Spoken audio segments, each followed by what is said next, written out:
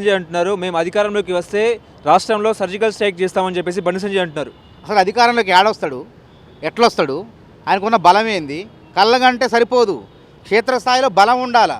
నువ్వు surgical strike అధికారం ఇప్పుడు చేయి, కేసీఆర్ మీద చేయి. నువ్వు కేసీఆర్ 35,000 కోట్ల డబ్బులు దొబ్బిండు, పంచాయతీలు గ్రామ పంచాయతీలు డబ్బులు దొబ్బిన కేసీఆర్ ఎటుపోయినని చెప్పి కేసీఆర్ మీద యుద్ధం చేయి. అది చేత కాదు. అట్లా ఆ విషయంలో ఈడీని కేసీఆర్ మీద పంపడు. మద్యం స్కామ్లో కవిత విచిత్ర వంశం ఏంటంటే అసలు నిజాయితీకి మారిపోయినటువంటి ఆమ్ ఆద్మీ పార్టీనే అవినీతిపరమైనటువంటి పార్టీగా మార్చేశారు ఈ కేసీఆర్ కుటుంబం. అవినీతిని పరిచయం చేసింది కేజ్రీవాల్కి ఈ కవిత. ఇంత దుర్మార్గం కళ్ళ ముందుంటే 2,500 కోట్లు ఆ ప్రభుత్వానికి నష్టం వస్తే 100 కోట్లు లంచాలు ఇచ్చి మొత్తం ఢిల్లీలో ఉన్నటువంటి మద్యం సరఫరా మొత్తం వీళ్ళు చేతిలో తీసుకుంటే బీజేపీ నిద్రపోతుందా? అంటే కలిసి నాటకం ఆడుతున్నట్టే కదా. ఉత్తగా ఆ పేరేదో అంటే సాక్ష్యానికి పేరు 160 స్టేట్మెంట్ ప్రకారం ఆమెకు 160 స్టేట్మెంట్ ఇచ్చి సాక్ష్యం తీసుకున్నారు. అమిత్ అరోరా ఏం చెప్పిండు?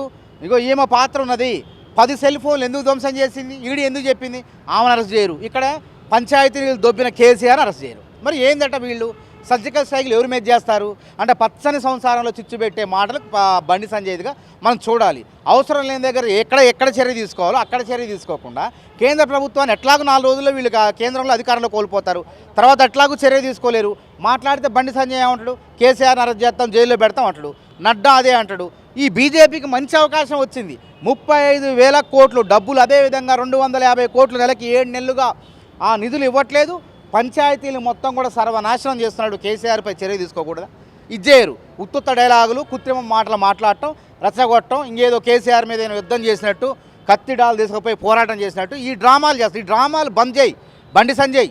ఇప్పటికైనా చిత్తశుద్ధి ఉంటే ఈడీని బీఆర్ఎస్ ఆఫీస్కి పంపు, అప్పుడు ప్రజలు నేను నమ్ముతారు. నీ సర్జికల్ స్ట్రైక్లు అక్కడ చేయి, బీఆర్ ఆఫీస్ మీద చేయి. అంతేగాని ప్రజలంతా క్షేమ సంతోషంగా అంత హాయిగా అంటే వాళ్ళ కష్టాల్లో ఉన్నప్పుడు వాళ్ళ తిండేదో వాళ్ళు తినబోతుంటే వాళ్ళ మధ్య చిచ్చు పెట్టే విధంగా నువ్వు సర్జికల్ స్ట్రైక్లు చేయటం వల్ల నీకు ఉపయోగం లేదు.